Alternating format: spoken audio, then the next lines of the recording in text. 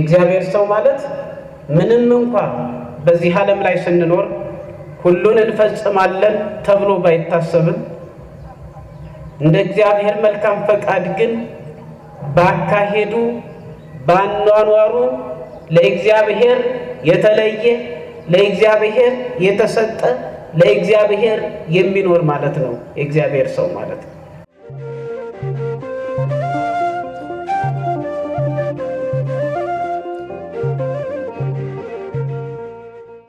የእግዚአብሔር ሰው ተብሎ የሚጠራው ሁሉ በእውነት የሚጠራው ሁሉ የሚነገርለት ሁሉ እውነተኛውን ስያሜ ይዟል ወይ?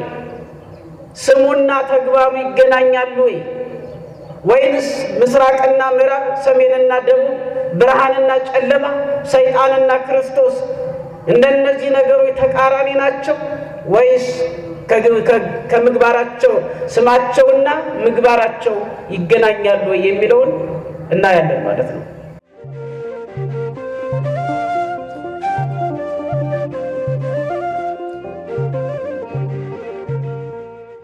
የተመረጠ ማንነት ይዘናል። ዋጋ ተከፍሎብናል። በተግባር ግን ምስራቅ ከምዕራብ እንደሚርቅ፣ ሰሜን ከደቡብ እንደሚርቅ፣ ምድርም ከሰማይ እንደሚርቅ፣ መንፈስ ቅዱስና መንፈስ ሰይጣን እንደሚራራቁ፣ ብርሃንና ጨለማ የተለያየ ግብር እንዳላቸው ስማችንና ግብራችን ተለያይቷል።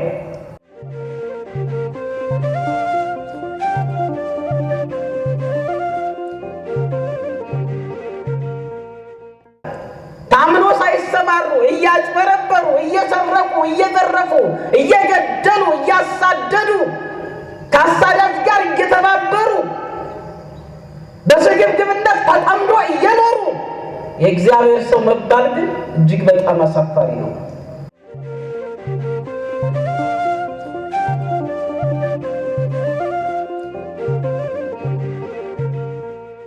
በስመ አብ ወወልድ ወመንፈስ ቅዱስ አሐዱ አምላክ አሜን። በስመ አብ ወወልድ ወመንፈስ ቅዱስ አሐዱ አምላክ አሜን። ሞትን በታላቅ ኃይልና ስልጣን ድል የነሳ በምስጋናና በክብር ወደ ሰማይ ያረገ የአባቶቻችን አምላክ አምላካችን ልዑል እግዚአብሔር በቸርነቱና በጠብቆቱ እስከዚህ ዕለትና ሰዓት አድርሶናልና ክብርና ምስጋና ለስም አጠራሩ ይሁን። እግዚአብሔር የተመሰገነ ይሁን። እንደምን ዋላችሁ? እንደምን አመሻችሁ? እንደምን ቆያችሁ? አሜን።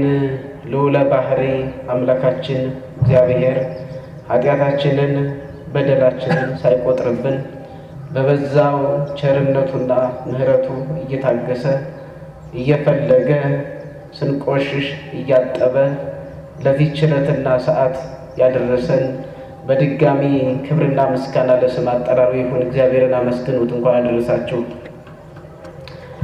አሜን። እግዚአብሔር የተመሰገነ ይሁን። ዛሬ እግዚአብሔር አምላካችን እንደፈቀደ መጠን የምንነጋገርበት ምንባብ የሚሆነው የሐዋርያው የቅዱስ ጳውሎስ መልእክት ወደ ጢሞቴዎስ ሰዎች አንደኛ ጢሞቴዎስ ምዕራፍ 6 ያለውን እናነብና ከዚህ በኋላ ርዕስ አውጥተን እንነጋገራለን። አንደኛ ጢሞቴዎስ ምዕራፍ 6 እንደዚህ ይላል። የእግዚአብሔር ስምና ትምህርቱ እንዳይሰደብ ከቀንበር በታች ያሉት ባሪያዎች ሁሉ ለገዟቸው ጌቶች ክብር ሁሉ እንደተገባቸው ይቁጠሯቸው። የሚያምኑ ጌቶች ያሏቸው ወንድሞች ስለሆኑ አይናቋቸው። ነገር ግን በመልካም ስራቸው የሚጠቀሙ የሚያምኑና የተወደዱ ስለሆኑ ከፊት ይልቅ ያገልግሉ። እነዚህን አስተምርና ምከር። ማንም ልዩ ትምህርት የሚያስተምር ከጌታችንም ከኢየሱስ ክርስቶስ በሆነው ጤናማ ቃልና እግዚአብሔርን ለመምሰል በሚስማማ ትምህርት የማይጠጋ ቢሆን በትዕቢት ተነፍቷል፣ አንዳችም አያውቅም። ነገር ግን ምርመራን በቃልም መዋጋትን እንደ በሽተኛ ይናፍቃል። ከእነዚህም ቅናትና ክርክር፣ ስድብም፣ ክፉ ሐሳብም፣ እርስ በርስ መናደድም ይወጣሉ። አእምሯቸውም በጠፋባቸው እውነትንም በተቀሙ እግዚአብሔርን መምሰል ማትረፊያ የሚሆን በመሰላቸው ሰዎች ይገኛሉ። እንደነዚህ ካሉት ራቅ። ኑሮዬ ይበቃኛል ለሚለው ግን እግዚአብሔርን መምሰል እጅግ ማረፊያ ነው። ወደ ዓለም ምንም እንኳ አላመጣንምና አንዳችንም ልንወስድ አይቻለንም። ምግብና ልብስ ከኖረን ግን እርሱ ይበቃናል። ዳሩ ግን ባለጠጎች ሊሆኑ የሚፈልጉ በጥፋትና በመፍረስ ሰዎችን በሚያሰጥምና በሚያሰንፍ በሚጎዳም በብዙ ምኞትና በፈተና በወጥመድም ይወድቃሉ። ገንዘብን መውደድ የክፋት ሁሉ ስር ነውና አንዳንዶችም ይህን ሲመኙ ከሃይማኖት ተሳስተው በብዙ ስቃይ ራሳቸውን ወጉ። አንተ ግን የእግዚአብሔር ሰው ሆይ ከዚህ ሽሽ። ጽድቅንና እግዚአብሔርን መምሰል እምነትንም ፍቅርንም መጽናትንም የዋህነትንም ተከታተል። መልካሙን የእምነት ገድል ተጋደል። የተጠራህለትንም በብዙ ምስክሮች ፊት በመልካም መታመን የታመንክለትን የዘላለምን ሕይወት ያዝ። ሁሉን በሕይወት በሚጠብቅ በእግዚአብሔር ፊት በጴንጤናዊውም በጲላጦስ ዘንድ መልካሙን መታመን በመሰከረ በክርስቶስ ኢየሱስ ፊት አዝሃለሁ። ጌታችን ኢየሱስ ክርስቶስ እስኪገለጥ ድረስ ያለ እድፍና ያለ ነቀፋ ሆነ ትእዛዙን ጠብቅ። ያንም መገለጡን በራሱ ጊዜ ብፁዕና ብቻውን የሆነ ገዢ የነገስታት ንጉሥና የጌቶች ጌታ ያሳያል። እርሱ ብቻ የማይሞት ነው። ማንም ሊቀርበው በማይችል ብርሃን ይኖራል። አንድ ሰው እንኳ አላየውም፣ ሊያይም አይቻለውም። ለእርሱ ክብርና የዘላለም ኃይል ይሁን፣ አሜን። ስለ ቃሉ የቃሉ ባለቤት አምላካችን ልዑል እግዚአብሔር በድጋሚ ክብርና ምስጋና ለስም አጠራሩ ይሁን። እግዚአብሔር የተመሰገነ ይሁን። እንግዲህ የምንቆይበት ርዕስ የሚሆነው የእግዚአብሔር ሰው ሆይ በሚል እንማማራለን። የእግዚአብሔር ሰው ሆይ አንደኛ ጢሞቴዎስ ምዕራፍ 6 ቁጥር 11 ላይ ይገኛል። ይሄ ቃል በብሉይ ኪዳን በብዙ ቦታዎች ላይ ተመዝግቦ ይገኛል። ነገር ግን ለዛሬው ርዕሳችን እንደ መነሻ የምናደርገው አንደኛ ጢሞቴዎስ ምዕራፍ 6 ከቁጥር 11 ላይ የእግዚአብሔር ሰው ሆይ በሚል እንነጋገራለን። ዓላማችን የእግዚአብሔር ሰው ማለት ምንም እንኳ ሰው ሆኖ ተፈጥሮ ፍጹም መሆን ባይቻልም በአካሄዱ በአኗኗሩ ከዓለም የተለየ ለእግዚአብሔር ብቻ የሚኖር ማለት ነው። የእግዚአብሔር ሰው ማለት ምንም እንኳ በዚህ ዓለም ላይ ስንኖር ሁሉን እንፈጽማለን ተብሎ ባይታሰብም እንደ እግዚአብሔር መልካም ፈቃድ ግን በአካሄዱ በአኗኗሩ ለእግዚአብሔር የተለየ ለእግዚአብሔር የተሰጠ ለእግዚአብሔር የሚኖር ማለት ነው የእግዚአብሔር ሰው ማለት። እንግዲህ እስኪ ዘመናችንን እንዋጀው። በቀደምም የእግዚአብሔር ሰው ይባሉት የነበሩት እነማን ናቸው? ዛሬስ የእግዚአብሔር ሰው እየተባሉ የሚጠሩት እነማን ናቸው? በቀደም የነበሩት የእግዚአብሔር ሰዎች መስፈርታቸው ምን ነበር የእግዚአብሔር ሰው ተብለው ለመጠራት? ዛሬስ የእግዚአብሔር ሰው ተብለው የሚጠሩት በዝተዋል። ብዙዎች ናቸው። የእግዚአብሔር ሰው ሲባል እንሰማለን። በእውነትም እግዚአብሔር ሰው አድርጎናል። መጀመሪያ ይህንን መርሳት የለብንም። እግዚአብሔር ሰው አድርጎ ፈጥሮናል። የእግዚአብሔር ልጆች ነን፣ የእግዚአብሔር ሰው ነን። ነገር ግን በተግባር ምን ያህል የእግዚአብሔር ሰው መሆን ይቻላል? እንዴት ነው የእግዚአብሔር ሰው መሆን የሚቻለው? የእግዚአብሔር ሰው ተብሎ የሚጠራው ሁሉ በእውነት የሚጠራው ሁሉ የሚነገርለት ሁሉ እውነተኛውን ስያሜ ይዟል ወይ? ስሙና ተግባሩ ይገናኛሉ ወይ? ወይንስ ምስራቅና ምዕራብ፣ ሰሜንና ደቡብ፣ ብርሃንና ጨለማ፣ ሰይጣንና ክርስቶስ እንደነዚህ ነገሮች ተቃራኒ ናቸው? ወይስ ከምግባራቸው ስማቸውና ምግባራቸው ይገናኛሉ ወይ የሚለውን እናያለን ማለት ነው። የምንማርበት ክፍል ነው ዛሬ። እንዲያው በየቦታው ስታዩ አሜን የእግዚአብሔር ሰው፣ አቤት የእግዚአብሔር ሰው ሲባል እንሰማለን። እውነት ነው ወይ? መቼም ዘመናችንን ስናየው ብዙ ነገሮች እንዳልሆነ የተገለባበጡበት ናቸው። በስም አወጣጥ ስናይ ብዙዎቹ መልካም ስም አላቸው። ብዙዎቻችን መልካም ስሞች አሉን። ስሞቻችን ያምራሉ፣ ስሞቻችን ይማርካሉ፣ ስሞቻችን ከሩቅ ይስባሉ። ትርጓሜያቸው በጣም የሚማርክ ነው። ብዙዎቻችን በእግዚአብሔር የማዕረግ ስሞች፣ በእግዚአብሔር የክብር ስሞች፣ በቅዱሳን ስሞች እንጠራለን። ሐና ይባላል፣ ሶሊያና ይባላል፣ ሕልቃና ይባላል፣ ሙሴ ይባላል። የማይባል የለም፣ ብዙ ይባላል። አማኑኤል የሚባልም አለ። የማንጠራባቸው ስሞች የሉም። ግን እንደ ስሞቻችን ተግባራችን ይስማማሉ ወይ? የምናየው ጉዳይ ነው። ምንም ነጋሪ አያስፈልግም። ሕልቃና ተብሎ ስሙ ሕልቃና ወይም እንደዚያ ተብሎ ስራው ደግሞ መና እየሆነ ነው እያስቸገረ ያለው። ስምና ተግባር ምስራቅና ምዕራብ፣ ሰሜንና ደቡብ፣ ብርሃንና ጨለማ፣ ኢየሱስ ክርስቶስ ወይም መንፈስ እግዚአብሔርና መንፈስ ሰይጣን፣ እነዚህ ተቃራኒ አካላት እንደሆኑ ሁሉ ስምና ተግባር እየተለያየ ያለበት ዘመን ላይ ያለ ነው። ስለዚህ ምናልባት የእግዚአብሔር ሰው ማለት ምንድን ነው የሚለውን በደንብ አድርገን የምናይበት ነው። እንግዲህ ተናጋሪው የእግዚአብሔር ሰው ሆይ ብሎ የተናገረው ሐዋርያው ቅዱስ ጳውሎስ ነው። የእግዚአብሔር ሰው ሆይ አለው። ማን ነው? ምንኛ የታደለ ሰው ነው የእግዚአብሔር ሰው ሆይ ተብሎ የተጠራ? በምን ምግባሩ ነው እንደዚህ የተወደደው?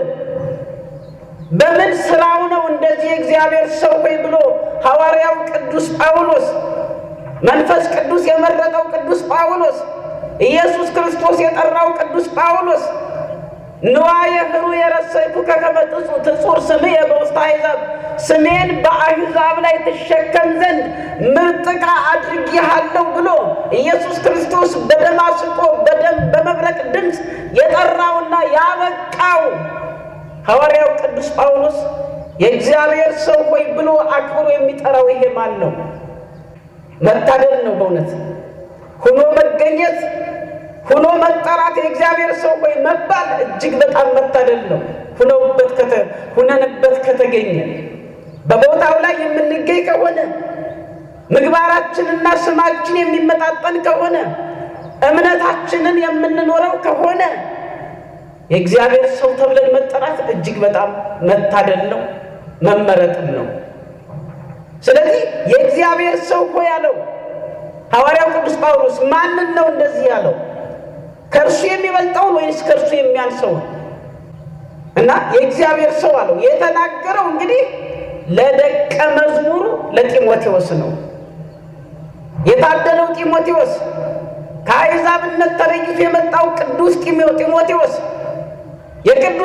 በቅዱስ ጳውሎስ ላይ አድሮ እግዚአብሔር የመረጠው ጢሞቴዎስ፣ በቃለ እግዚአብሔር የወለደው በመንፈስ ያሳደገው ሐዋርያው ቅዱስ ጳውሎስ፣ በቃለ እግዚአብሔር የወለደው በመንፈስ ያሳደገው ራሱን አስመስሎ የተካው ኢየሱስ ክርስቶስን እንዲሰብክ፣ ስለ እውነት እንዲኖር፣ በእውነተኛ ትምህርት እንዲኖር፣ በእውነተኛ አካሄድ እንዲኖር፣ ከተረት ተረት አዋቂዎች እንዲለይ፣ ከፌዘኞች እንዲለይ፣ የእግዚአብሔርን ቃል ከሚሸቅጡት እንዲለይ በደንብ አድርጎ ላስተማረው ለጢሞቴዎስ የእግዚአብሔር ሰው ሆይ ብሎ ጠራው ጢሞቴዎስን። ይህን አይነት በረከት በሁላችንም ላይ ያሳድርብን።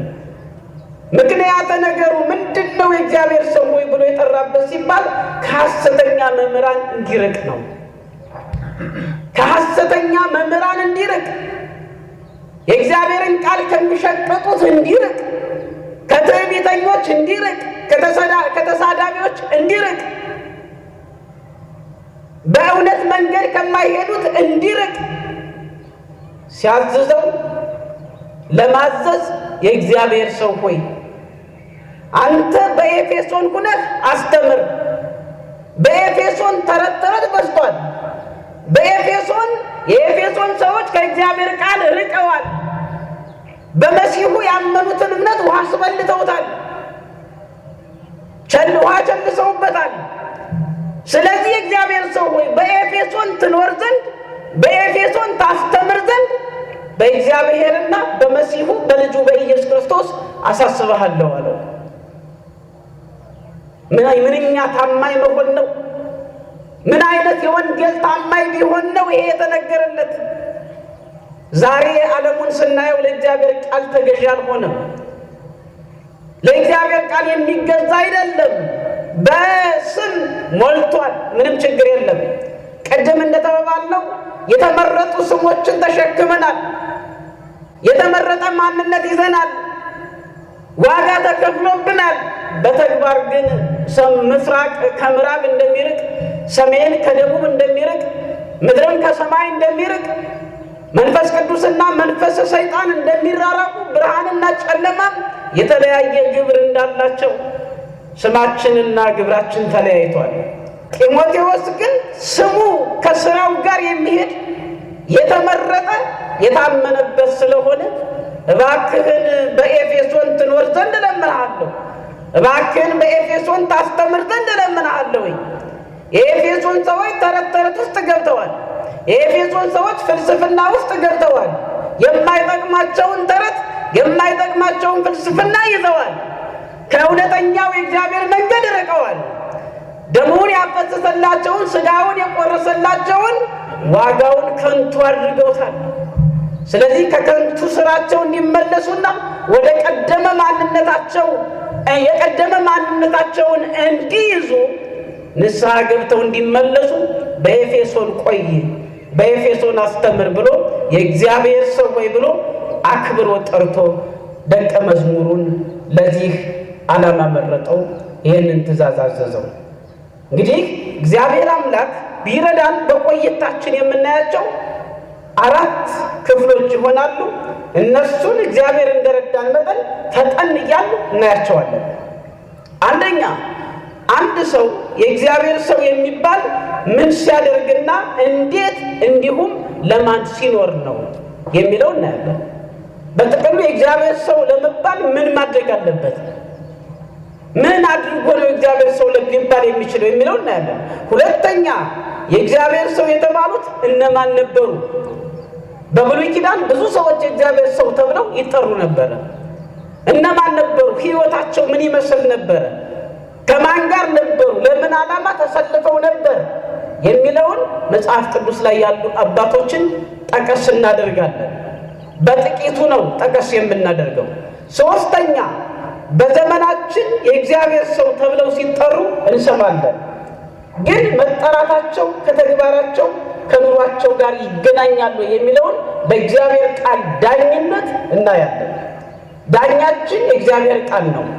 ምስክሩ የእግዚአብሔር ቃል ነው። ነን ወይ ወይንስ አይደለንም ወይ የሚለውን የሚመሰክርብን የእግዚአብሔር ቃል ነው። ይህን እናያለን። አራተኛ፣ የእግዚአብሔር ሰው ለመሆን ምን እናድርግ? እኛስ የእግዚአብሔር ሰው ተብለን እንድንጠራ የእግዚአብሔር ሰው እንድንባል ምን እናድርግ? ሁነነዋል ወይንስ ገና ልንሆን ነው የሚሉ ነገሮችን አይተን ትምህርታችንን እናጠቃልላለን። ነቢያትን፣ ሐዋርያትን፣ ሊቃውንትን፣ ሁሉንም አስተማሪዎች፣ ሁሉንም ሰባኪዎች የረዳ አምላካችን ልዑል እግዚአብሔር እንዲረዳን እንዲያስተምረን መልካም ፈቃዱ ይሁንልን። ያለ እግዚአብሔር ፈቃድ አንዳችን ማድረግ አንችልም። ልቡናን የሚሰበስብ እግዚአብሔር ነው። ልቡናን የሚሰብር እግዚአብሔር ነው። ክብርን የሚያጎናጽፍ እግዚአብሔር ነው። ጸጋን የሚያላብስ እግዚአብሔር ነው።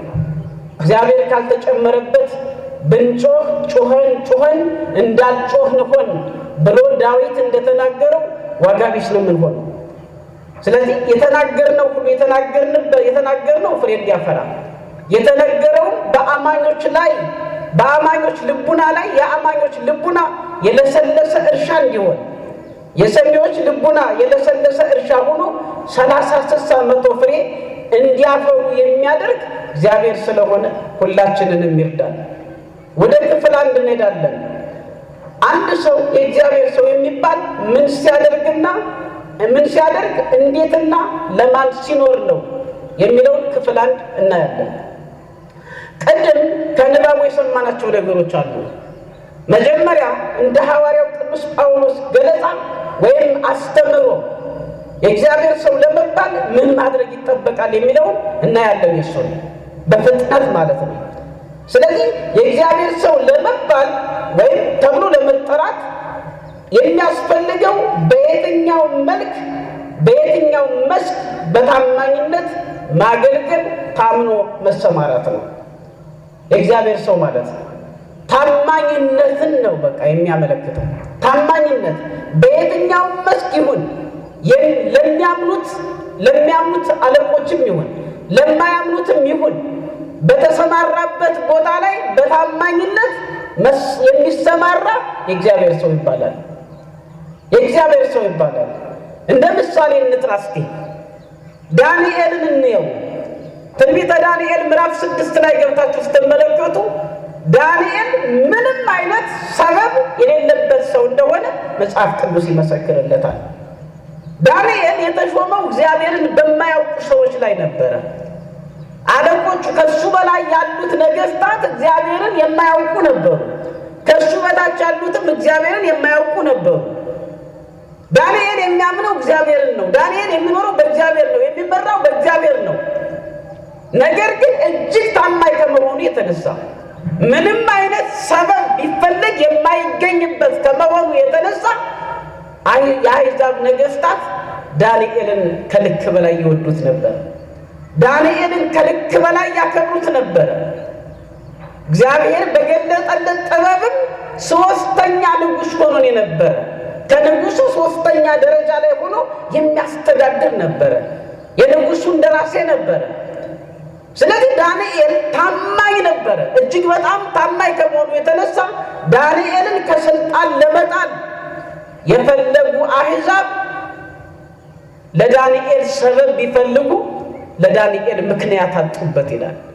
ምክንያት የማይገኝበት በገንዘብ ፈተኑት፣ በጉቦ ፈተኑት። ዳንኤል ጉቦ የሚባል ነገር አያውቅም። በሌላም ፈተኑት፣ ምክንያት አጡበት። ዳንኤልን ምክንያት ሲያጡበት በሃይማኖቱ እንጥለዋለን፣ እኛ የምናመልከውን ጣዖት አያመልክም፣ እግዚአብሔርን ያመልካል፣ ስለዚህ በዚህ ብቻ ከንጉሱ ጋር እናጣለዋለን አሉና ጣዖት ማምለክ ጀመሩ። ለጣዖት እንዲጸለይ አዋጅ አሳወጁ። ማንም ሰው 30 ቀን ሙሉ ወደ እግዚአብሔር እንዳይጸልይ ለንጉሱ ብቻ እንዲጸልይ የንጉሱን ስም እየጠራ እንዲማጠን ለንጉሱ እንዲሰግድ ለንጉሱ የምስጋና መስዋዕት እንዲያቀርብ አዋጅ አሳወጁ። ዳንኤልን ለመጣል እኮ ዳንኤልን ለመጣል ሲሉ የእግዚአብሔርን መመሪያ ዘነጉት። ሲጀመር በክፋት ሰውን ለመጣል የሚነሳ ሰው ምንጊዜም አይቀናው። ምክንያቱም የማይጥለን እግዚአብሔር ስላለ ነው። የማይጥለው እግዚአብሔር ሰው የፈለገው ወጥመድ ቢያበጅ የማይጥለው ወጥመዱን የሚሰባብር እግዚአብሔር ስላለ ነው። መስገር ተሰተቀጥቀጠት ወለና ሰድህና አሉ እስራኤል። ወጥመድ ተሰበረ፣ እኛም ተሻገርን፣ እኛም ዳን አሉ። ወጥመድን ሰባብሮ የሚያሻግር ባህርን ከፍሎ የሚያሻግር ከጠላት ጋር ተሰላልፎ ጠላትን የሚያደቅ ነፃነትን የሚያወጣው እግዚአብሔር አለ። ስለዚህ በእግዚአብሔር መታመን ማለት አንድ ታምኖ መሰማራት ማለት ምንድነው? የእግዚአብሔር ሰውነት ነው። የእግዚአብሔር ሰው መሆን ነው። ታመነ። ብዙዎቹ ታምነው የተሰማሩ አሉ። ዳንኤል አንዳችም ሰበብ የለበትም ማለት ነው። አናንያን፣ አዛርያን፣ ሚሳኤልን መውሰድ ይቻላል። እነዚህም በታምነው የተሰማሩ ምንም አይነት ሰበብ አልነበረባቸው። እነዚህም እግዚአብሔርን ይወዱ ስለነበረ እግዚአብሔርን ያከብሩ ስለነበረ በስራቸው ሁሉ ግን አንዳችም ሰበብ አንዳችም ስህተት የማይገኝባቸው ስለነበሩ አሁንም ከእግዚአብሔር ጋር ለማጣላት ጣዖት አምልኮ ጀመሩ እነዚህ ክፎች። ስለዚህ እግዚአብሔርን ጥለን ጣዖት ከምናመልክ ስልጣናችን ሁሉ ይጠንቀር፣ ሕይወታችንን በእሳትም ይሁን በምን ተቃጥላ ትጥፋ ብለው ወስነው ወደ እቶነ እሳት ውስጥ የገቡ ነገር ግን ያመኑት አምላክ የታደጋቸውና ታምነው የተሰማሩ ናቸው። እነዚህ ሁሉ ብዙዎቹ ታምነው የተሰማሩ አሉ። ሶስናን እንውሰዳት እስኪ። ለትዳሯ እጅግ በጣም ታማኝ ነበረች። ታምና የተሰማራች ነበረች።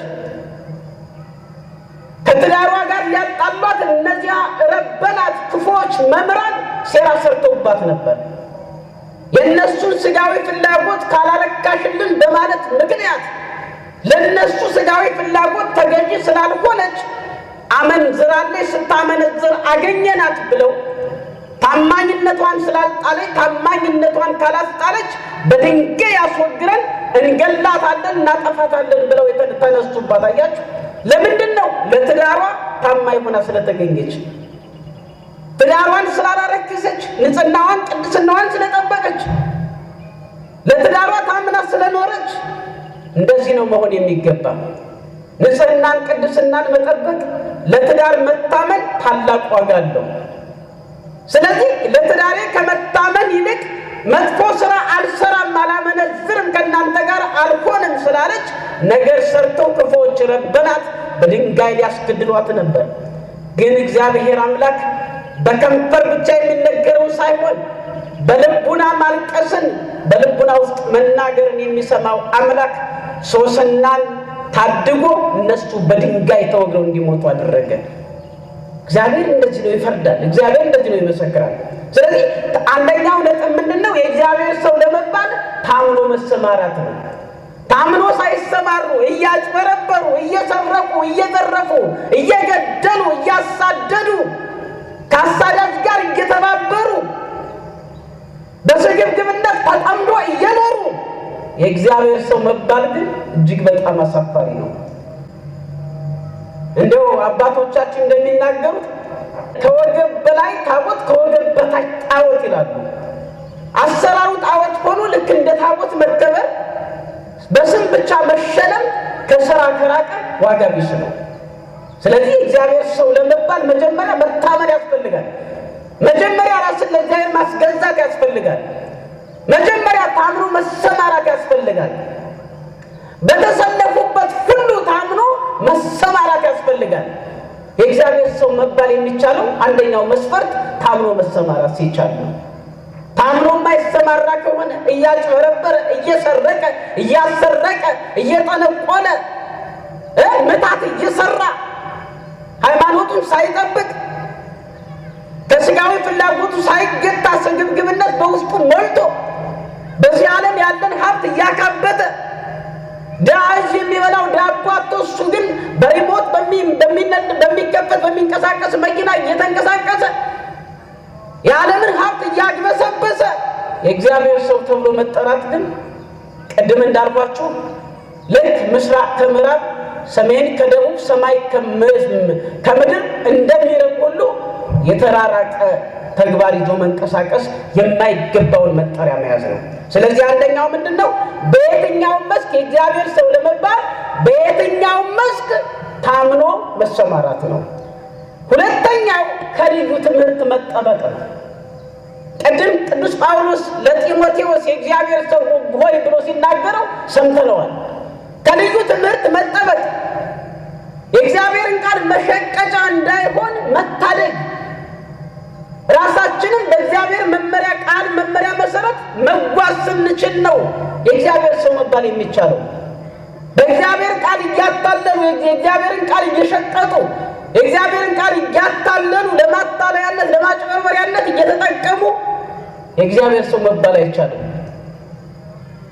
አትስረቅ እያለ የሚሰርቅ ከሆነ ኢትስረቁ ትብል ወለሊከ ተሰርቅ ኢትዘሙ ትብል ወለሊከ ተዘሙ ይላል።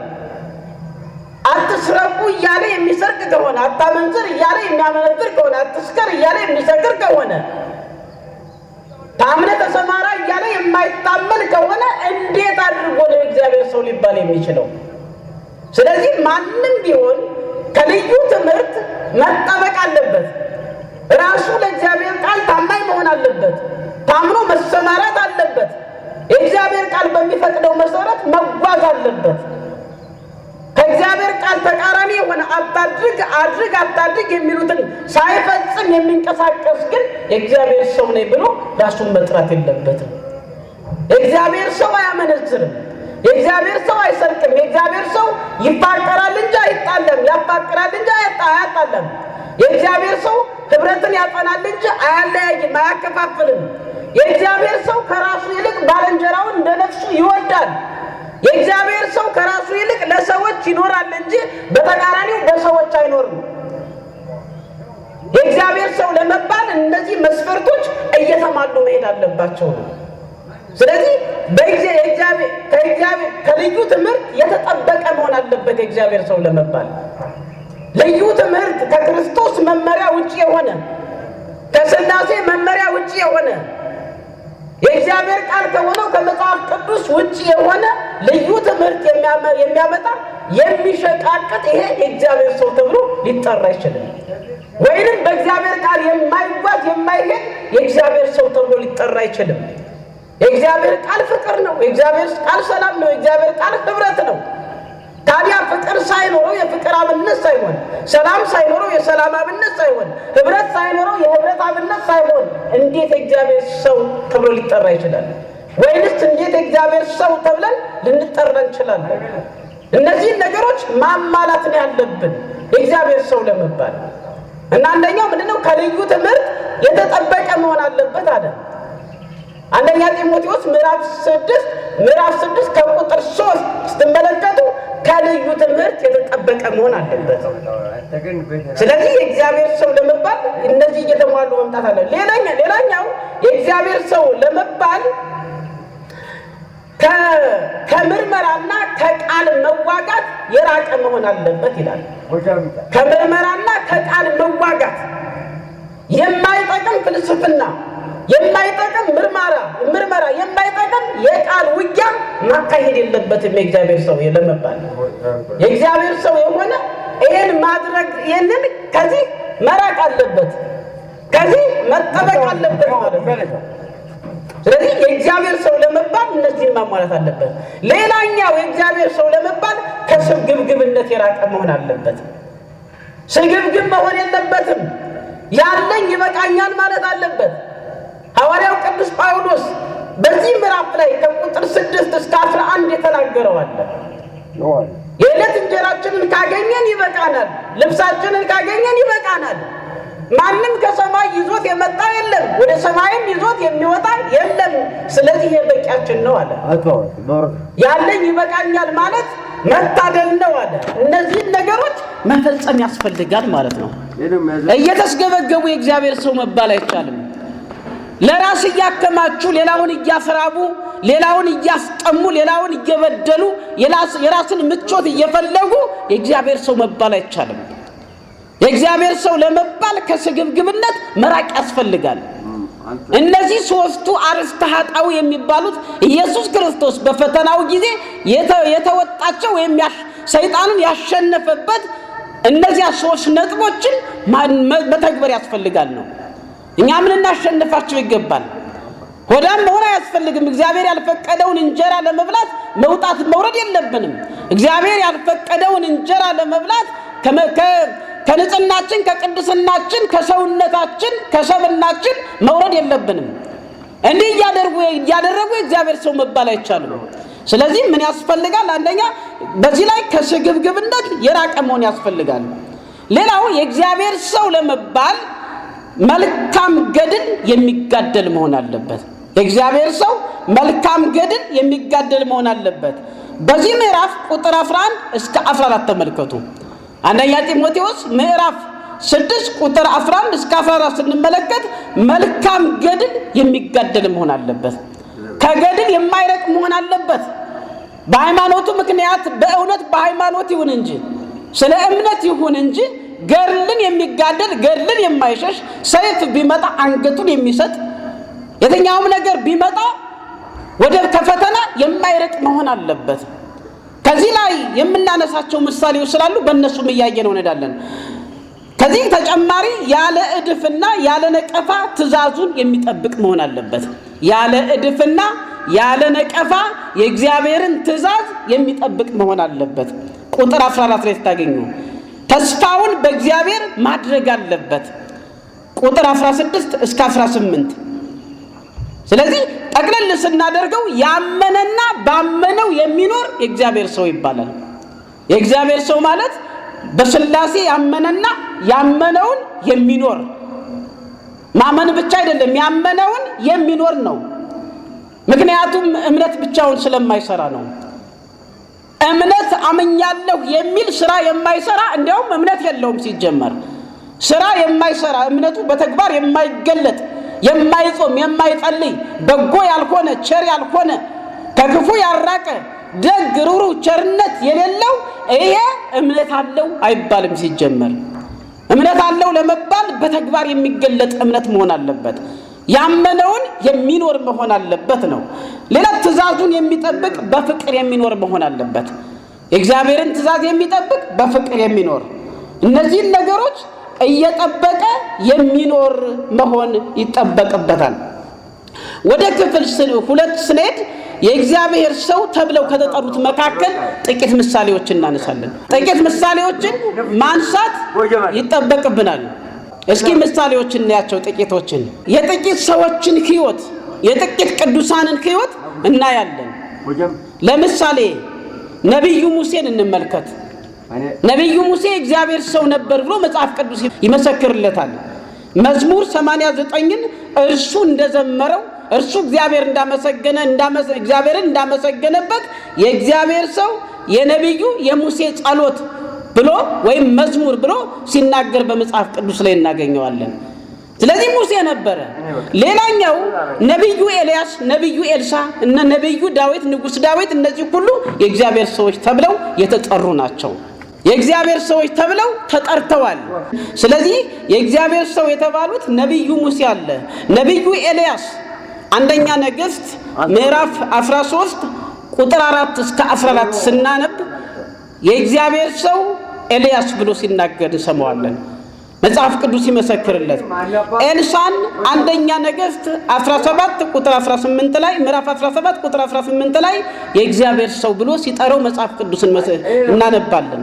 እንደዚሁም ምዕራፍ 17 ቁጥር 24 ላይ የእግዚአብሔር ሰው ኤልሳ ብሎ ሲናገር መጽሐፍ ቅዱስን እናነባለን ነው። ዳዊትም እንደዚሁ የእግዚአብሔር ሰው ተብሎ ሲጠራ እናያለን። ስለዚህ ወደዚህ ላይ ስናይ የእግዚአብሔር ሰው ተብለው የተጠሩት ምን ያደርጋሉ የሚለውን ደግሞ እዚህ ላይ እናያቸዋለን። በመጽሐፍ ቅዱስ በሕይወታቸው ያለውን አንደኛ ለእግዚአብሔር የተለዩ ናቸው። የእግዚአብሔር ሰው የተባሉ ለእግዚአብሔር የተለዩ ናቸው። ኤልያስንና ኤልሳን እንመልከታቸው። ይኖሩ የነበረው ሁለቱም በቀርሜሎስ ተራራ ላይ ነበር። ወደ ዓለም ውስጥ አይመጡም ነበር። ወደ ዓለም አይገናኙም ነበር። ሀብት አልነበራቸውም። ኤልሳ 12 ጥማድ በሬዎቹን አስረክቦ አርዶ ለነዳያን አብልቶ አጠጥቶ ኤልያስን የተከተለና የእግዚአብሔር ሰው መሆን የቻለ ነው። ተመልከቱ። ልክ ወንጌል ፍጹም ልትሆን ብትፈልግ ያለህን ሁሉ ሽጠ ተከተለኝ ብሎ በወንጌል ኢየሱስ ክርስቶስ እንደተናገረው ኤልሳ ያለውን ሁሉ ለነዳያን ሰጥቶ ነቢዩ ኤልያስን ተከትሎ የእግዚአብሔር ሰው መሆን የቻለ ነው። ኤልያስም እንደሚታወቀው በቀርሜሎስ ተራራ ላይ ይኖር የነበረ በእግዚአብሔርና በሰው መካከል ሆኖ ያገለግል የነበረ ከዓለም ጋር ምንም ግንኙነት ያልነበረው እግዚአብሔር ያዘዘውን የሚሰራ እግዚአብሔር ያዘዘውን የሚናገር አምልኮ ጣዖትን የሚዋጋ እግዚአብሔር ብቻ አምላክ እንደሆነ የሚሰብክና የሚያስተምር ነበረ ኤልያስን ስንመለከት። ስለዚህ ሕይወታቸው እነዚህ ሰዎች የእግዚአብሔር ሰዎች የተባሉት አንደኛ ለእግዚአብሔር የተለዩ ናቸው። ሁለተኛ ሕይወታቸው ምሳሌ ነው። ሶስተኛ የእውነተኛ ታምራት ባለቤቶች ናቸው። የሐሰተኛ ተአምር ሳይሆን የእውነተኛ ታምራት ባለቤቶች ናቸው። በእውነትም ታምርን የሚያደርጉ ናቸው ማለት ነው። እንደ ምሳሌ ብናይ ኤልያስን ስናይ በሰማርያ ላይ እስራኤል እግዚአብሔርን ስላሳዘኑ ጣዖት ስላመለኩ የአካብን ትእዛዝ ተከትለው የአካብና የኤልዛቤልን ትእዛዝ ተከትለው ጣዖትን ያመልኩ ስለነበረ ኤልያስ አስተማራቸው። እባካችሁ አምላክ እግዚአብሔር ነው አላቸው። እባካችሁ እግዚአብሔር ነው ሰማይና ምድርን ካለመኖር ወደ መኖር አምጥቶ የፈጠረ። እባካችሁ እግዚአብሔር ነው ዓለምን ሁሉ የፈጠረ። እባካችሁ እግዚአብሔር ነው ዓለምን የሚመግብ። እግዚአብሔር ነው ዓለምን የሚያስተዳድር። በኋላም የሚያሳልፈው እሱ ነው። ፈራጅ እሱ ነው። ገዳይ እሱ ነው። አዳኝ እሱ ነው። የሚሾም እሱ ነው። የሚሽር እሱ ነው። መስዋዕት የምስጋና መስዋዕት የሚቀርብለት ለሱ ነው። መስዋዕት የሚሰዋው ለሱ ነው። የሚሰገደው ለእርሱ ነው ብሎ ቢናገር የሚጸለየው ወደ እርሱ ነው ብሎ ቢናገር አልሰማህም አሉት። አትሰሙኝም አለ። እንግዲያስ አለ አንደኛ ነገሥት ምዕራፍ 17 ቁጥር 1 እስከ 2 ላይ ያለውን አክዓብን እንዲህ አለው፣ በፊቱ የቆምኩት የእስራኤል አምላክ ሕያው እግዚአብሔርን በፊቱ የቆምኩት የእስራኤል አምላክ ሕያው እግዚአብሔርን ከአፌ ቃል በቀር በእነዚህ ዓመታት ጠልና ዝናብ አይሆንም አለና በሰማርያ ምድር ላይ ዝናብ እንዳይዘንብ የሰማርያን ሰማይ ለጎመው። ተመልከቱ እንግዲህ የእግዚአብሔር ሰው ለመሆን አንደኛ እውነተኛ ተአምራትን የሚያደርግ መሆን አለበት ነው። ስለዚህ ኤልያስ በሰማርያ ላይ ምድር ዝናብ እንዳይዘንብ 3 ዓመት ከመንፈቅ ለጉሞ እግዚአብሔር እሱን ሰምቶት በእርሱ ምክንያት ተአምር ሲያደርግለት እንመለከታለን።